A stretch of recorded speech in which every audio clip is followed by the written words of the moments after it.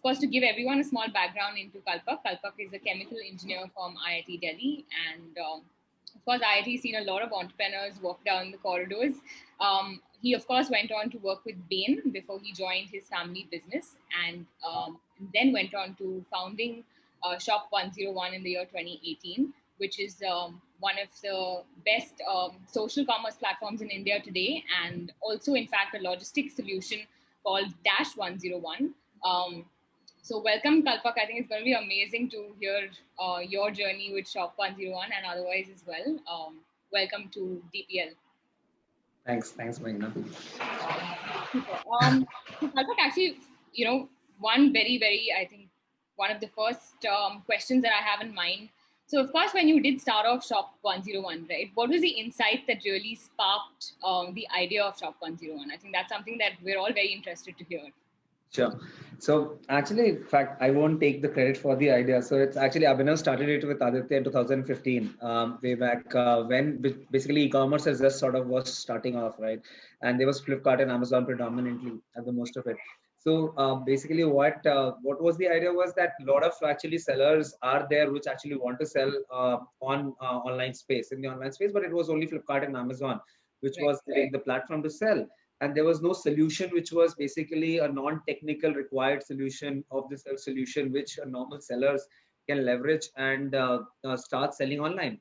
So what we started building was basically a complete solution around online store, a fully integrated online solution, which had online store, your logistic solutions, your online payment solutions, as well as inventory management solutions, right? So someone who did not have a technical person, who did not require a credit card or also an upfront payment piece, could actually start an online solution.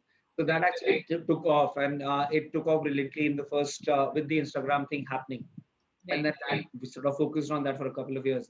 After that, the piece that sort of when I joined in around 18 is when this piece around social selling was actually picking up strongly. So when I joined, sort of could see this, that there were a lot of people who want to do it, right? When we actually did acquisitions and we spent on the digital front. But people, when we sort of spoke to them about why you're not actually scaling, they said that the challenges that they faced was that they did not have the inventory to actually scale, or neither they had the money to actually get the inventory. It's sort of a complete different game. So what we asked them that if we give you the inventory, then whether will you be able to actually run this? They said yes. So that is when we actually started on the reselling bit, and that took off like crazy in 2018-19. And that is, I think, from there I've been building on that significantly and gaining money.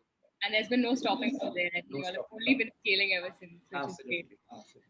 So in fact, Kalpak also, I think, considering 2018 is when Shop 101 actually started. What do you think of the social commerce space in itself, like your competition or competitors?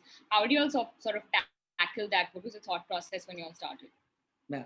So first I'll go to what social commerce sort of in terms of how do you look at it, right? And normally there are a lot of actually, you see it around happening, right? When you actually see in your families or elsewhere, a lot of people actually sell to people, right? So it's like, it's not something which is new as if you sort of look at the society and the community, right?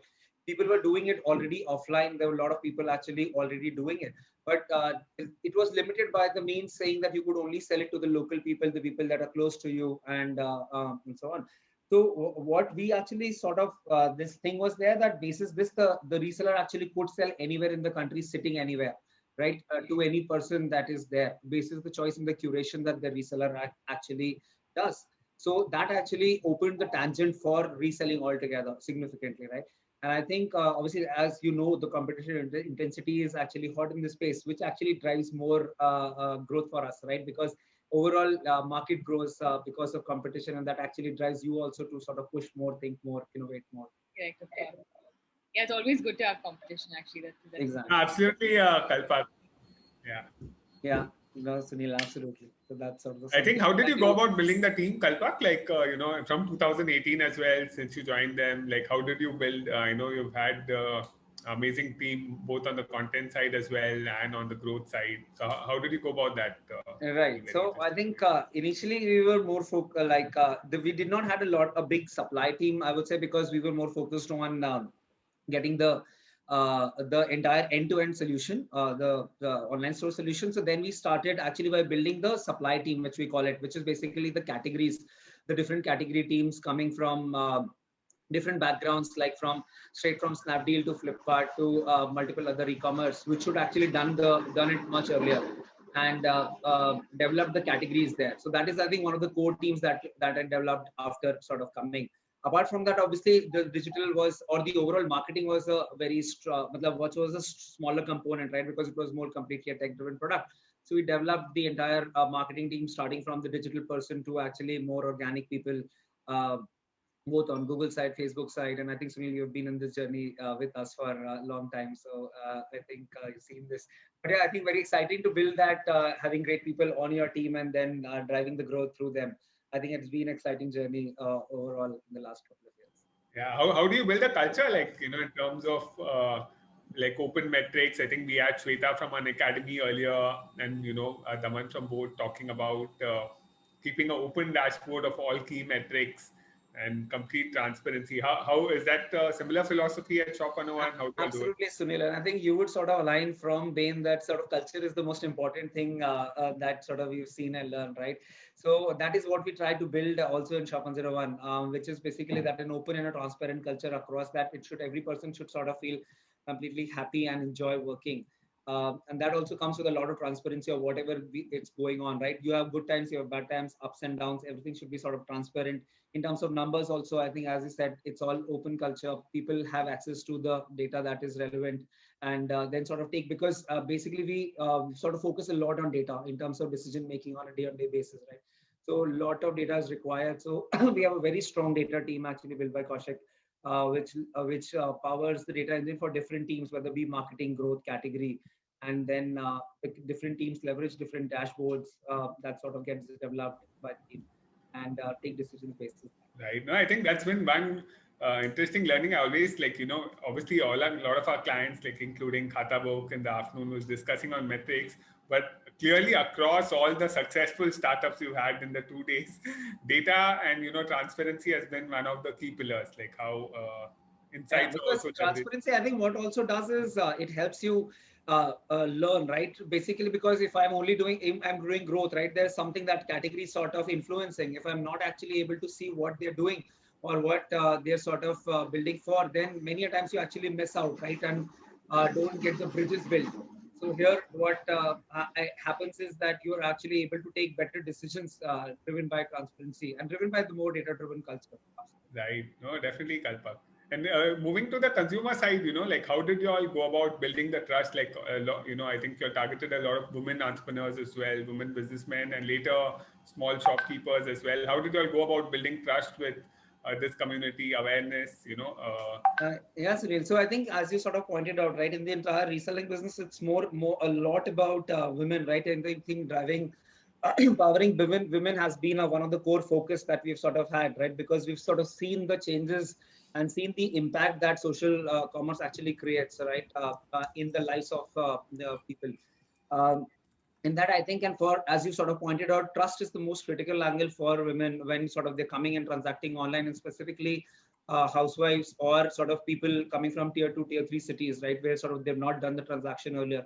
So a lot of value around trust overall and building the brand value around that. So how we've sort of focused that is on 2-3 fronts. First is just about I think how you sort of positioning the brand in front of the reseller, right? I think building their developing the materials, and sort of I think the reseller connects to the reseller the most, right? If I hear someone sort of doing a similar thing, which I connect with that, if connecting to the housewife, I think that sort of gives the biggest trust that sort of we've seen. That's one of the key areas. Apart from that, when people come and transact, that's sort of a second place where the trust has to be built. Of which what you've seen is that, for example, just how you sort of speaking about the money, because they're coming here to earn, right, and develop their income source. So just from a single point saying that whether the returns are open or not, right? Initially when we started, a very good learning was that कि हाँ यहाँ पे return मिलता है, इसके लिए actually मेरे को हुआ भरोसा कि यहाँ पे actually काम मैं कर सकता हूँ, right? So those sort of small pieces is what actually helped us understand, talking to the resellers on what actually that they take in terms of developing the trust and then making those changes in the business model or either on the product side. that has been a key focus over this. Right. And No, I think Abhinav also shared something on trust-based videos, no? So maybe we can play absolutely, this in a few exactly. minutes after Meghna's. Exactly. I think you can share that, and the great video created by the team, I think, in working with Social Beat. Yeah, exactly. So that is how basically because and the trust is most critical factor for the housewife because she's sort of taking the decision here when sort of she's coming to do start the business with you, right? So that is what you have to create.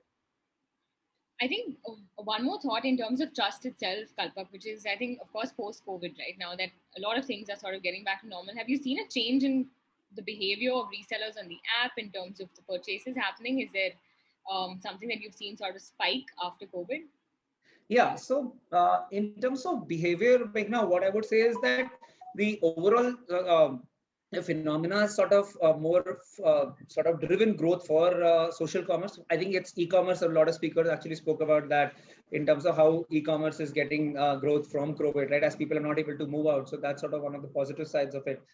In addition to that, what has happened is that social commerce, a lot of actually people are looking for sources of income, right? They are actually looking at how they can earn more, right? Sitting at home specifically as they are not able to move out. So that is actually driven a lot of change in terms of more and more people looking out to sort of start social commerce, online selling. Apart from that, in terms of the key changes that we've sort of also looked at is the categories that the resellers are selling. Earlier, they were selling far more fashion and categories where people could go out, so jewelry and multiple other products. Whereas now, actually, as people are sitting more at home, the categories like home and decor, kitchen items, in a way, these categories are actually picking up much more, and the resellers are actually able to sell those and make more money around that. Correct. Oh, yeah, very interesting. I think also on the festive front and when it comes to trust as well, I think there's one of the videos that you all have made which is very interesting. But I think the other way to build trust is also influencer marketing. Wanted to know your thoughts on that. Do you agree to that? Have you all sort of tried that out in the past? What have you got to say about that? Yeah, no, I think Sunil already knows. So it's a basically it has been a lot sort of quite a journey, right, in terms of the entire digital marketing, paid marketing, as well as also driving from the organic side. One of the key things that sort of has worked for us is actually influencer marketing. I think we've been doing it for quite some time now. That sort of balances out with your paid campaigns altogether with Facebook, Google, and it also sort of develops a good connect with the reseller. That is where the sort of trust angle, another thing comes in. In fact, I missed it. It's a good point. Thanks for bringing that. It's actually because you're sort of hearing it from the influencer whom you can connect with. It's either it's a cookery show or something where the person is actually connecting, and then in between is she sort of saying that I've actually tried this or doing that. That is where the reseller actually can trust. So that actually drives a very significant numbers for us. So yes, I think influencer marketing is something that we always focus on, and we will sort of continue to focus. Yeah, absolutely. I think also we work so closely together, so we do understand that huge market for Shop 101 is also tier 2, tier 3 cities, and I think vernacular content is a huge factor when it comes to marketing today. How much of it have you all sort of leveraged when it comes to vernacular, and how important is it to you when it comes to your marketing? So I think vernacular, a very sort of valid point. I think what I would say, it's been a mixed journey with vernacular. So earlier we tried in 2018 is when we actually started developing the app on the vernacular side, and where we sort of thought the pickup will come, but the pickup was not to the level that we were thinking. But now I think the things are changing in the last 6 months to a year, where we're sort of doing more vernacular campaigns across in terms of the paid front, as well as also releasing videos. In terms of influencer work, actually a lot on vernacular. So it will be an Orissa video or a Tamil video or a West Bengal video. So that sort of a piece actually is working, and vernacular sort of plays a very critical role in terms of driving your numbers down from a marketing front. And in fact, now it's changing significantly in the last few months is what sort of we are seeing. And vernacular is something I think that a lot of companies are focusing on in terms of just developing the entire infrastructure around vernacular, and that should sort of help us in terms of building this out.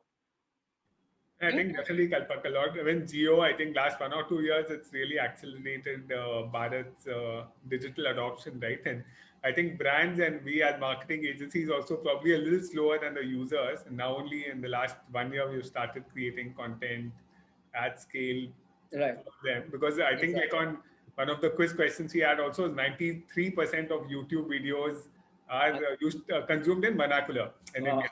93%. I wouldn't guess that number. Yeah, but we are in that 7% which would prefer English. But Exactly. I think if you think of most of Bharat prefers their, mother tongue or Hindi. Right.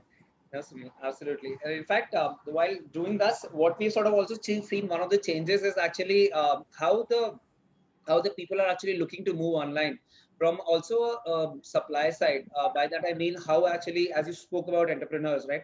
How the existing businesses as well as entrepreneurs are trying to move online because the local or the existing businesses were sort of impacted by COVID, right? The footfalls were reduced. So a lot of actually companies are trying to move online, even entrepreneurs. So what we've sort of taken this chance actually is to develop, as you sort of spoke, Meghna, Dash 101, which is an entire end-to-end solution for someone who's looking to take the business online. So you have an online store, a fully functional online store, theme-based solution. In addition to that, you have integrated payment solutions, which is basically your all online payment, UPIs, everything is at the click of a button. And then basically having the logistics solution integrated with it, whereas basically if the person is having their own inventory, they actually can start shipping immediately. So literally someone can create a store in 5 minutes and actually market that solution from Dash 101 and start getting orders and actually start shipping. So sort of taking that entire experience that we've sort of got over the past few years and actually developing this. So I think good traction that we're sort of seeing there on Dash 101. Sorry, I was on mute. In fact, I've seen it on Shopify. In fact, I've seen it as one of the featured apps on Shopify. So I'm sure it is definitely scaling up drastically. So another quick question in terms of for Shop 101, right? I think we'll, again, like Sunil mentioned, we'll probably play the video, but wanted to understand your thoughts on top of the funnel marketing versus performance as well. And I think that's something you all have ventured into for sure. So how is that work for you all? Yeah. So I think it's a thin balance that you sort of have to keep between top of the line marketing versus actually developing the funnel based thing. But I think it plays a very critical role in terms of building that trust and actually then developing the overall audience base, which actually understands of what we sort of stand for, what Shop 101 sort of stands for as a brand. And then actually you sort of, it helps you also convert them better. I think we've sort of done multiple experiments and actually some have been successful, some have not been. But yes, I think sort of plays a critical role in terms of overall strategy for on the digital side. Right, absolutely. I think one is, of course, top of the funnel marketing. The other is also when it comes to hyperscaling. I think being one of the top apps on the Play Store, X number of downloads a day. What are your thoughts on that? Have you all made mistakes along the way while scaling Shop 101 as an app? Any thoughts that you want to share with the audience on that? Wouldn't sort of have one example, but I think for sure in terms of mistakes, absolutely. I think, and as you're working, I think you'll know better than me that while scaling up, it is always a challenge on Google and Facebook. So I think it's a lot of learnings all the time. Every time you do it, you sort of find one new learning, which is there of what not to do while actually scaling. Because when you're actually looking for growth, you're saying, "Yes, number ko move karo. Let's actually ramp this up, let's ramp that up." But I think there's a very set pattern to how sort of things work on the digital side. Now, actually, both Google, Facebook, and all the others are also maturing a lot in terms of how they are developing the infrastructure around digital marketing. So it's actually a lot of learnings from the side saying how to ramp up, which channel platforms work better while ramping up, which actually takes their own sweet time, but actually delivers after that, right? I think all of us know of how that happens. And also better, what we've always learned is actually better to plan it a little in advance in terms of when you're sort of thinking of scaling and then do it in a more structured fashion. It yields much better results as compared to you sort of taking more ad hoc decisions and then trying to scale. So basically planning ahead, which is sort of a challenge in startups, you'll always sort of see that like many times decisions are taken on the fly. But a lot of times sort of what the learnings has been is that if you're sort of planning, that will sort of help you in terms of scaling. But yes, I think hyperscaling has been there. We've sort of seen being Play Store 1, 2, 3 also at times. So very interesting to sort of see that and the energy that you get. I think it's absolutely there. And sort of you keep building on those learnings as you sort of take more decisions. And I think Social Beat has sort of helped us all the time on that. So yeah. Thank you. Glad to be a part of it. Definitely, Kalpak, really nice working with you and the team. I think, while hyperscaling, obviously, one of the challenges also is cost of acquisition, right? Like CAC versus like lifetime value of customers. So, wanted to understand while scaling Shop 101, how did you all put those, guardrails in place saying, okay, within this CAC, I have to grow, or like, how did you all plan, like, okay, let's scale to this level? I think how Sunil, so, how you sort of do that is you have to sort of keep one north star, right? When you're sort of doing that thing, what is the one number that you will sort of not miss or not sort of pass or cross, right? So if either you're sort of focusing on numbers which is saying, I need actually so many acquisitions or so many numbers of signups installs, that is there, but sort of always keeping a CAC in control, right? Otherwise, as you know much better, that is the CAC can completely go out of control as you're sort of scaling, and that is something to keep a thin, very very thin balance on, right? So it's actually how sort of we've managed is actually keeping a very tight control on CAC, saying that this is the number you actually. So basically working with the team to saying that we can't sort of cross this, but given in these constraints, what are the different experiments that we can run? What are the areas that we can explore so as to scale while keeping these numbers in check? Right, Kalpak. No, absolutely. And one of the challenges, like since Shop 101 is predominantly an app-based platform, right? And even Dash 101, you all are looking at it app-based. Like, do you look at, like at install level, or normally or look at like lower funnel events and conversions as, the key metric when you look at the North Star, which you were mentioning as well? Yeah, so Sunil, I think we look at multiple app-based events only, but for Dash 101, we are also focusing on web events. I'll sort of speak about it. But for Shop 101 specifically, look at a lot of app events only in terms of optimizations that you have to do at different parts of the journey of the reseller, and optimize basis that. So sometimes it's sign up, sometimes it's actually activation, sometimes it's multiple order activations, depending upon the different cohorts that you're sort of focusing and trying to acquire. So I think app-based events-based piece actually helps a lot in terms of you reducing the cost also, as well as also improving the quality of the signups that you are actually getting on this side. On the website also, I think Dash 101 sort of, as this is a piece which is for far more developed entrepreneurs, which is someone who's actually has their own inventory, actually trying to develop their own brand. So there are a lot of actually those are on the web, on the desktop, trying to look out for solutions which are Shopify equivalent solutions in a way, developing that online store to take the e-commerce online. So that is where we are actually concentrating on the website and optimizing for events on the web front. Right, Kalpak. No, I think the reason I was also asking is, having worked very closely with your team is also you all differentiated CAC for like high value customers versus low value customers, right? I think that's something which not many startups would do. So maybe you want to share some light on that.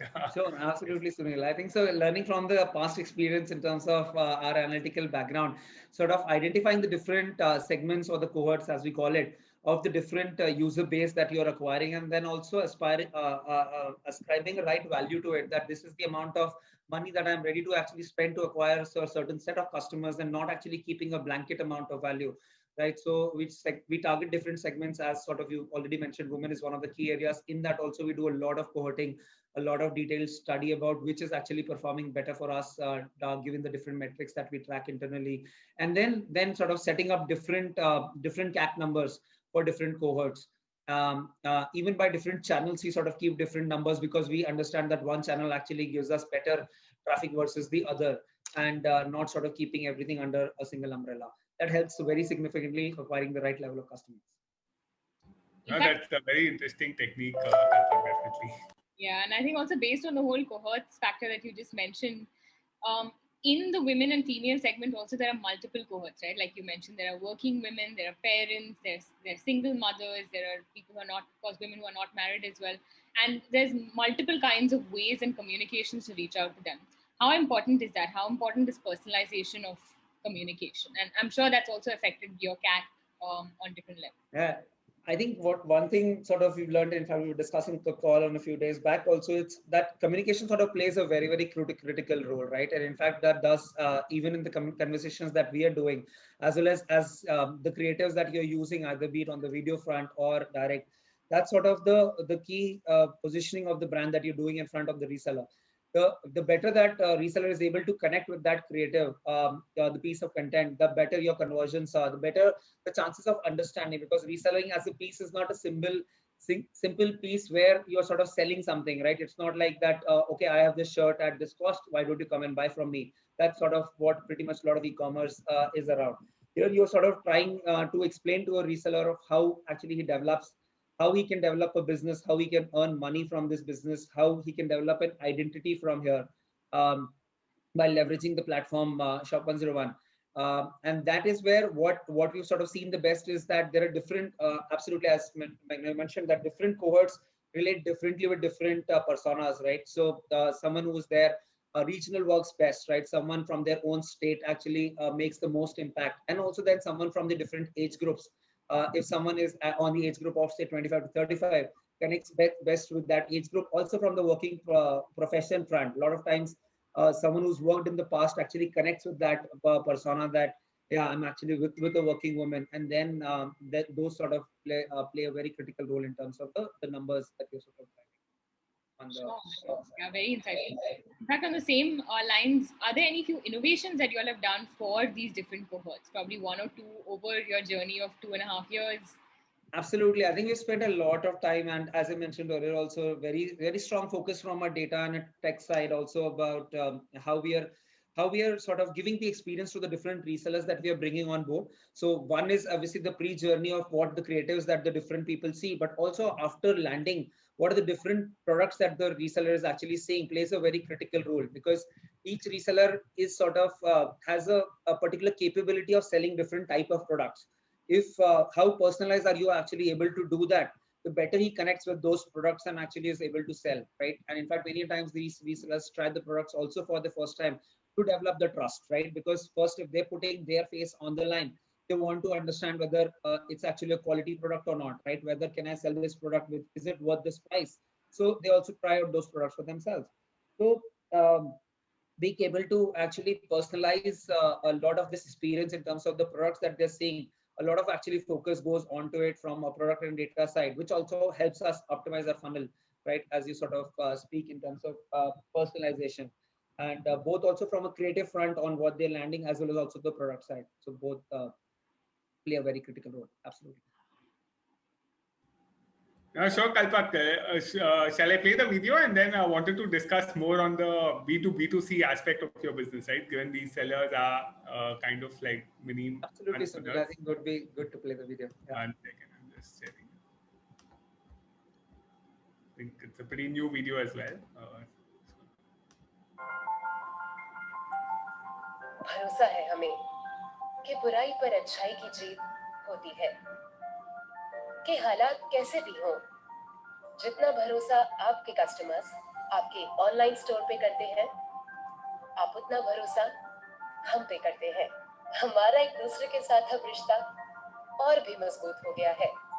इसी भरोसे के साथ चलो त्योहारों को भी अलग अंदाज में मनाते हैं, और भी ज्यादा प्यार के साथ सबके चेहरों पर मुस्कुराहट लाएंगे, क्योंकि भरोसा है हमें कि कल सुबह चाहे अपने ही घर से क्यों ना हो, एक बार फिर सब मिलकर त्योहार मनाएंगे। अपने ऑनलाइन बिजनेस को गर्व से आगे बढ़ाएं। This year, let's come together and celebrate trust. Shop 101, India's #1 trusted reselling app.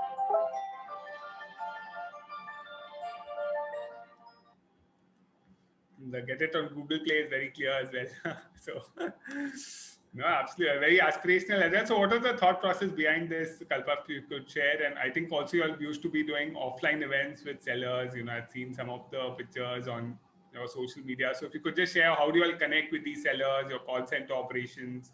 That would be amazing. Sunil, I think one of the key things is our Shop 101 with you event. We started that first in Bangalore in 2000, sort of early this year, and that was a great learning experience in terms of when you actually listen to the different reseller stories and actually the problems that they face, right, more firsthand, directly experiencing them. That was a fantastic experience, and from there is when we have actually continued doing these events on a monthly basis. And that gives us a chance to connect with the different resellers, and basically also basically award the different resellers who have been able to actually who are doing good onto the platform, and also taking an extra effort to actually scale the businesses. That's on one side. Second, this whole video basically trust. I think the key piece that we are sort of building on is trust. That how do you actually develop trust both with the reseller and help the reseller build the trust with the consumer, because that's sort of the key piece in commerce, right? Because the buyer is actually trusting the reseller in terms of the products that they are purchasing from them. Um, so I think given the festivities, what we wanted to do is actually build on that. So team did a fantastic job in terms of creating this video in a very short period of time and sort of giving us good results on that. In terms of also, as you sort of spoke about the call center operations and all, I think it's a very critical to have very super call center operations, because these resellers have actually a lot of questions, right? And if you're able to answer them, solve them, that is when actually like that plays a critical angle in also developing trust, as it will also help solve the problem and scale the resellers. And a lot of focus in the last 6 months have actually gone in terms of developing the business for the resellers and developing different tools and technologies for them to be able to actually scale. Yeah, I think a good overall. No, definitely. I think it'd be great to elaborate a bit more. Like earlier, also we are discussing, with Ajit and Karan from the BFSI sector, on because of lack of trust, the requirement for a person to call them or visit them. Like, whereas I think all of them are doing the journey of creating content, so that a little bit of that could be digitized. So I know you all have also been creating a lot of content. So is that as a journey to reduce, the number of calls which a person needs, to get that trust or to get moving?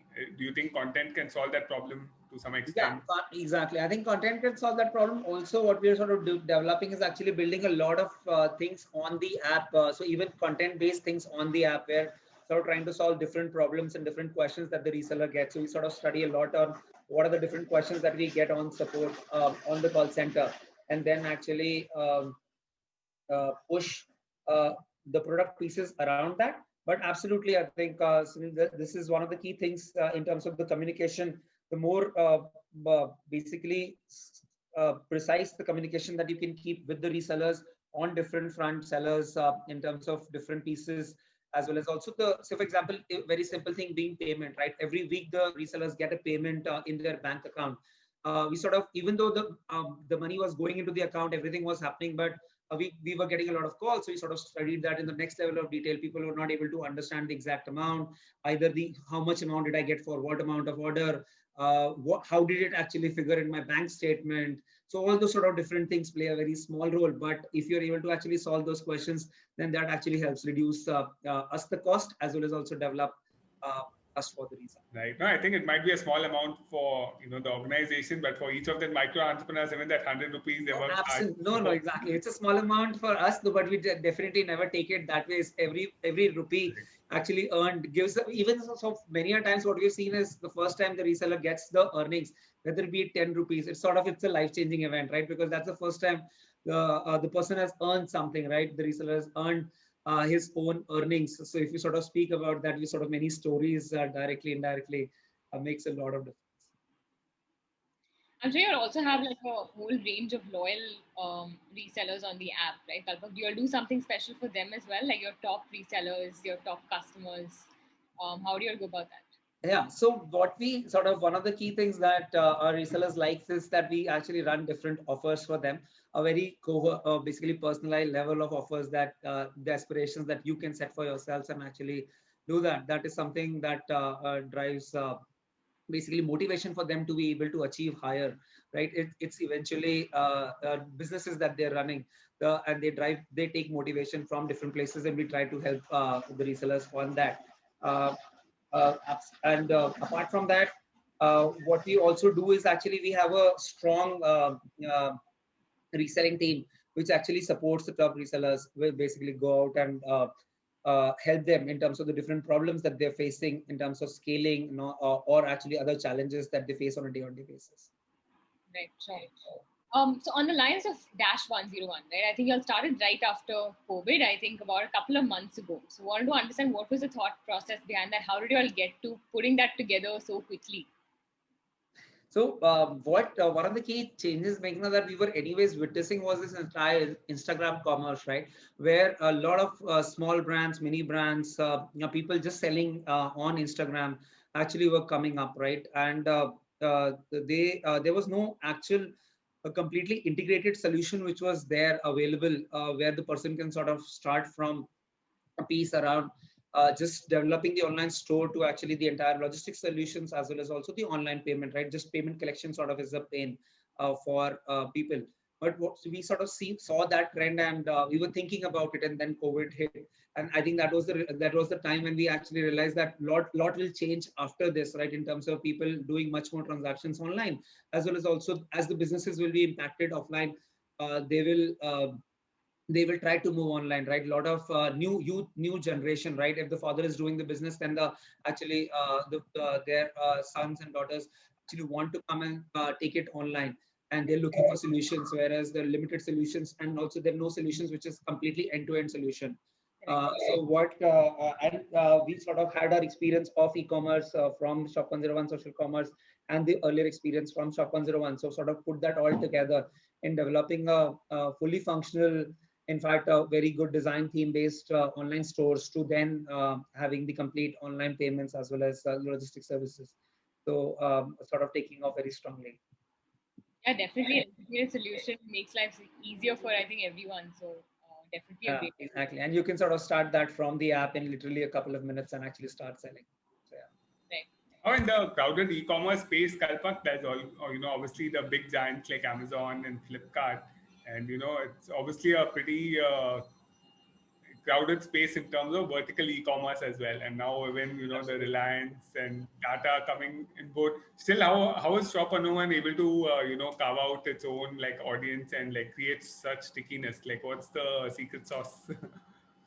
So the secret sauce, Sunil, is that basically it's a different angle, right? Amazon, Flipkart basically have their own verticals in terms of going out directly to the customer and actually taking out, right? And basically it's a browse based versus a search based solution, right? So a lot of times how many times would you know someone who's actually gone to Amazon or Flipkart and search for a red sari? Right, very difficult to find the red sari that actually you're looking for at that point in time. And whereas what happens is, if someone whom you trust actually shares that red sari in the WhatsApp that you are actually anyways looking at, right? The conversion is instantaneous. That is actually what sort of drives that's sort of the core differentiation that is there in the model, right? And on one side, and the curation sort of becomes the most important angle from the reseller side, because the reseller actually understands that spending time on that to be able to curate the right product for Sunil or for Meghna, and actually sharing it that in coming there. That's first. Apart from that, second is also the customer acquisition cost, right? As we're sort of talking about digital. For Facebook and Flipkart and Amazon, it's actually the customer acquisition cost ranges around, say, whatever, $6, $7, $8, $10 that you can talk about, because you're sort of trying to sell the product directly. We actually don't sell the products, right? We actually just sort of acquire resellers who come, who are looking for ways to earn money, who are looking to develop their own identity or actually build a business. That actually come at a much lower cost, right? You're able to get a reseller in 200 rupees or less. In turn, that reseller actually gets around 6 to 8 customers for us. So the final acquisition cost becomes like literally a very small number, less than 50 rupees, right? 30, 40 rupees. That sort of plays the most important difference, right? In terms of the economics also. And after that, what happens is that you sort of, many a times someone will sort of download Flipkart or Amazon and forget about it, right? As sort of our major business comes from tier 3, tier 4. Whereas if you're sort of working with the reseller knows you. He will again, after a time, come back and say, Suril, what happened? How was the last product? Do you want to try again, right? The chances are that you will say, that was a great product. Why don't you try a new one? So that repeat is also significantly higher. Right. So, like in other geographies also, have we seen like with the increase of e-commerce, like with Amazon and all adding more products, there's going to be more clutter on those platforms, right? So is that like a good sign for like curated commerce like Shop 101? Like, have we seen that in other markets as well? Or what's your like hypothesis in terms of Sorry, I didn't get the other market commerce? point. Other Like markets China and like other geographies, like has because the clutter on Amazon and Flipkart will only keep going up, right? increase. More brands, Yes, more D2C exactly. brands, like everyone's coming. Yeah, so I think we're seeing a good, so not China, but in Southeast Asia, particularly, social commerce is actually picking up significantly. China has their own Pinduoduo model and all, but that sort of, this is limited, and also the behavior is a little different. But in Southeast Asia, I think there are strong signs of actually the e-commerce picking up, social commerce picking up. Absolutely. And yeah, Is there any like cultural value in India which is yeah, there any exactly. cultural value in India which actually Absolutely. I think, like Sunil, that aligns to like in fact, social commerce? one of the key points, right? Basically, in India, the taste changes every 50 kilometers or 100 kilometers, right? So the sari from Banaras to in Surat, sort of everything changes significantly. The taste changes, the type of material that is being used actually changes. And that is where the reseller's curation actually comes most significantly and comes into account, where the reseller is able to understand the local needs, the local taste, and able to actually pitch it to the consumers in that geography. That sort of plays a critical role, and that is something that will never happen on Amazon, Flipkart. So that is, I think, one of the key things that will sort of drive growth. But that's very interesting. In fact, the cultural diversity in India itself is so huge that I'm sure you all have hundreds of products for just sarees, and it still never ends. But having said that, I think in terms of Shop 101, right, Kalpak, you have come such a long way already. What is the long-term vision for Shop 101? How many resellers do you all want to reach out to? What's that goal? What's the magic number? So, Meghna, what we want to sort of do is actually build a sustainable solution for both the resellers as well as for ourselves, right? Where the reseller is able to actually earn a consistent, meaningful income onto the platform, and not a one-time or a gimmick sort of a piece, right? Where you earn for a little bit and then you forget about it. What our focus has been always in terms of scaling the reseller and actually helping the reseller scale and reach to a minimum viable income, right? Where it's actually able to impact that reseller's life. And that has been a focus, and that is what we want to sort of continue on. So not a magic number per se, but definitely I think given the space, what we always sort of say is that we don't want to build millions and millions of resellers. Our aim is to actually build a few 100,000 resellers, but a meaningful few 100,000. Then you're sort of talking about a few 100,000 businesses and not actually resellers, because those are the people who are actually earning a meaningful income and hence driving meaningful volumes for us. And taking that into multiple volumes. Yes. Right, sure. No, I think we're getting there, and I think definitely Shop 101 is only going to scale from here. So I think all the very best to that. I think to sort of close, we just had one more question, which is on work from home, considering all our lives have changed. But a quick question: we remember walking into your office and it being super lively, and today we're all working from home. So how have you all sort of tackled that, and how has the team taken it at your end? No, Megha, I think that's a sort of a challenge that we in fact keep discussing in our teams also.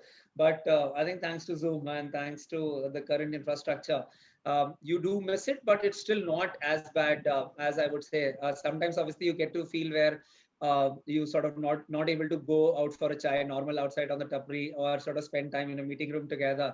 I think those are the pieces that you miss, and that's why sort of we do different sessions in the team, where Zoom sessions are just for different groups, whether it is a tea party or a birthday party or multiple things on that front, where no business discussions happens and you're actually just chilling out. That is the way where you are able to actually drive the what should I say, the motivation of not being at the workplace but still driving. But in terms of the impact, I think the team is working really hard to actually drive the results from home, and everyone understands challenging times. So coming from there, everyone is pushing from the team, and wherever I think people have, obviously working from home is a challenge, as you and I will also understand. There are different pros and cons, both of that. But yeah, I think building from there. think you'd also move back to your hometown, right, Kalpak? So Yeah, I'm in Ratlam right now. Exactly. I think trip time. So Bombay was a little challenging, but sort of thinking of coming back. right. How it doesn't like impact mental health as well in terms of challenges? Is that something which you all have focused on, or it's the teams just powering through it?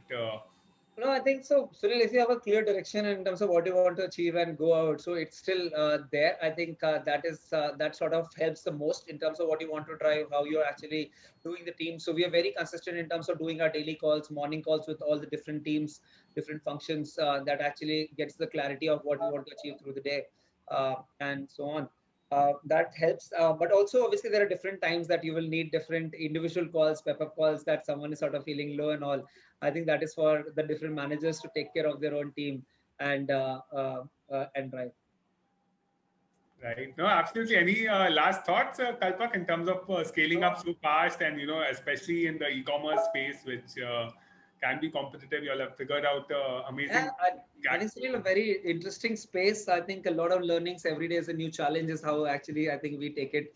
A lot of scaling from there overall.